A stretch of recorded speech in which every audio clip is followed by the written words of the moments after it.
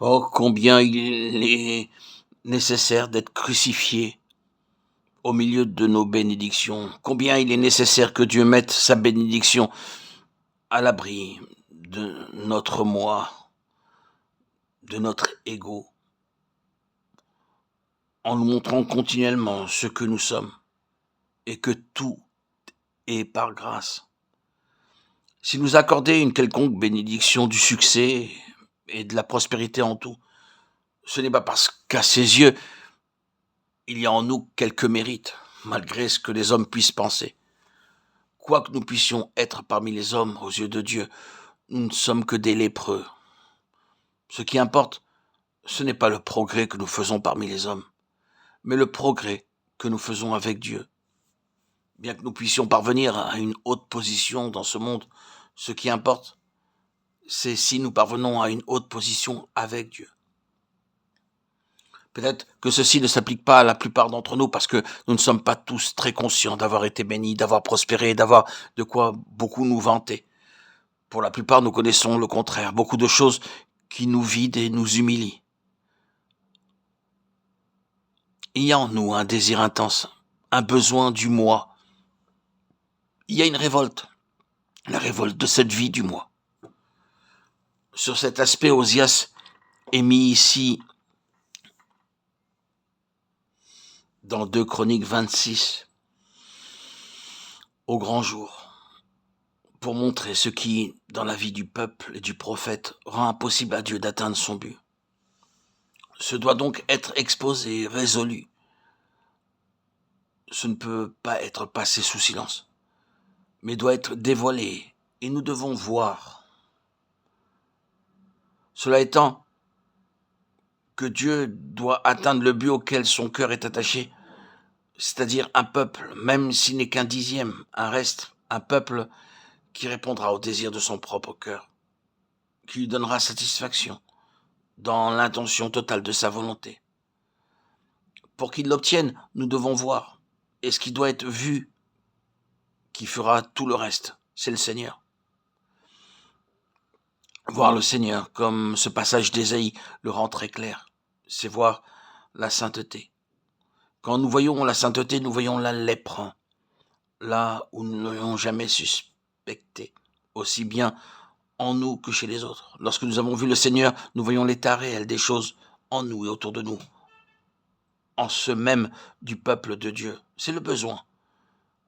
Voir le Seigneur afin de nous acheminer vers ce but auquel il nous presse. Ésaïe 6, 1, 10. Je vis le Seigneur, mes yeux ont vu. Quel est le résultat? C'est la révélation à nous-mêmes de ce que nous sommes en nous-mêmes. Et aussi la révélation de l'état spirituel autour de nous. Quand nous avons vu le Seigneur, nous nous écrions « Je suis perdu ». Si vous regardez la signification de ce mot « perdu », vous trouverez que cela veut dire juste ceci « Je suis digne de mort ». C'est la signification exacte du mot hébreu dans ce texte, digne de mort. Je suis digne de mort. Vous et moi, nous verrons le besoin d'être unis à Christ dans sa mort. Si nos yeux sont ouverts pour voir le Seigneur, pour voir qu'il n'y a rien d'autre à faire, c'est le seul chemin. Ce ne sont pas seulement des mots et des idées. Ce que je veux que nous voyions est ceci, que l'œuvre de l'Esprit de Dieu en nous, par laquelle nos yeux s'ouvrent pour voir le Seigneur, aura pour résultat de nous faire sentir que la seule chose, la meilleure pour nous, c'est de mourir. C'est d'en finir avec nous-mêmes. En êtes-vous arrivé là? Satan continuera naturellement de s'activer sur ce terrain qu'il possède. En fait, chez beaucoup de personnes, en essayant de les forcer à mettre fin à tout cela pour intervenir sur quelque chose que l'Esprit de Dieu est en train de faire. Détourner cette chose à son avantage et créer une tragédie. Restons dans le domaine spirituel et reconnaissons que le Seigneur travaillera en nous pour sa propre gloire et pour de glorieuses possibilités en nous amenant à la place où nous sentons profondément et terriblement que la meilleure chose pour nous, c'est de mourir. Alors, il nous aura mis d'accord avec sa propre pensée à notre sujet. Je suis perdu.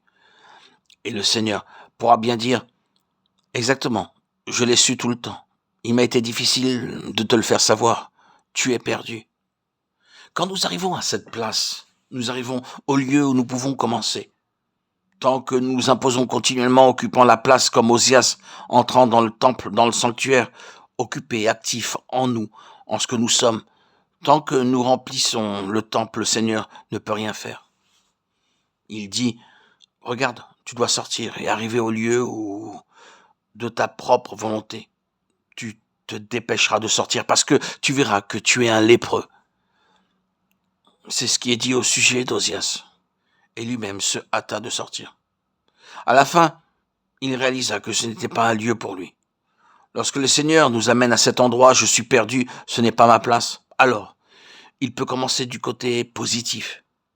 Il a un chemin ouvert.